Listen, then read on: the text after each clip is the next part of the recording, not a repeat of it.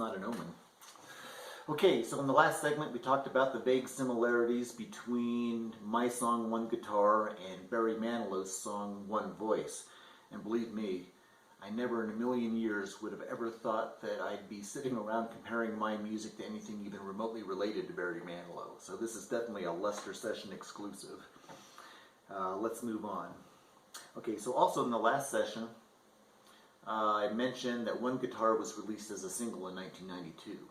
Along with it, call it a flip side if you want, was another little tune called the Syracuse Blues. And it had a cool bluesy riff that went something like this.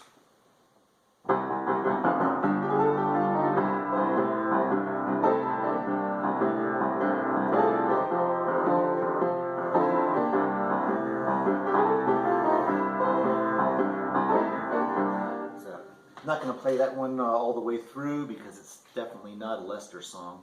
In fact, I wrote the first version of that song back in, I think, 1985 or maybe 86, way before Lester was ever in the picture. And back then, the song was actually kind of a love song, which I never really did anything with. But I always liked that jazzy, bluesy feel that it had. So finally, in the early 90s, I recorded it, but changed the words to make it more of a breakup song, thinking that would, fit the music a little better. And in retrospect, I don't think it actually did make the song better. It probably made it worse, and over time I just like that song less and less, and I don't even play it that much anymore. And I only bring up any of this to say that my unhappiness with that song inspired me to write another song, which I guess was kind of an apology song, as if to say, this is what I should have said in that other song. I don't know. The words probably weren't much better, but the music for the second song was all Lester. So I'm going to play that one for you. It's called Out of the Void, and it appeared on my 1994 album, Won't You Leave Me Alone? And it was sequenced right after the Syracuse Blues. Coincidence? You be the judge. I ended up putting a really lush symphonic orchestration with this track, and I'd say probably one of my most ambitious arrangement efforts ever. And the studio version actually was fairly long. It clocked in at just over 8 minutes. I think only a later song I did called Train to Amsterdam may have been a little bit longer. But the melody itself is just so, I don't know, warm and inviting that it actually made for a really good piano tune. In fact, I used it heavily in my solo piano show that I was doing in the mid-90s. It was actually a cornerstone piece. I pretty much played it all the time. Although not the 8-minute version. And let's see, the song's in B flat, which was also fairly unique for me at the time. Wow, that's way out of tune. Lovely. This is getting worse, I think. Hang in there, Lester, we're almost done. Just a little bit longer. Anyway, this is Out of the Void, I hope. Starts off with kind of a spacey arpeggio thing. Ends with it too.